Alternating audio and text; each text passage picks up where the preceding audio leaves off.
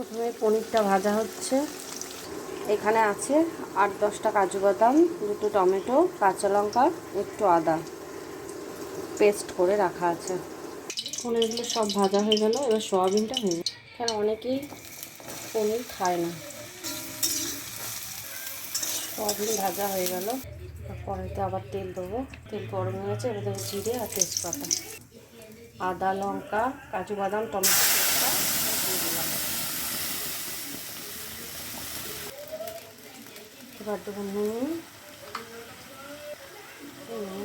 হলুদ, সয়াবিন আর পনির তো একটু চিনি।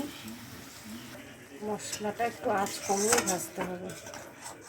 মশলা কষানো হয়ে গেছে। এবার সয়াবিনগুলো দেবো, তারপরে এটা দিয়ে একটু কষাবো। কষা হয়ে গেছে। এবার অল্প একটু জল দেবো। এরপর ফুটবে, তারপর পনিরগুলো দেবো। 2 মিনিটের জন্য চাপা দেবো।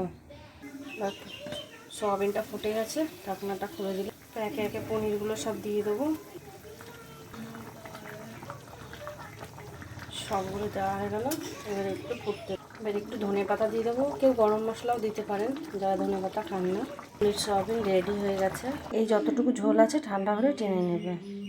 রেডি হয়ে গেছে সয়াবিন আর পনিরের নিরামিষ রেসিপি।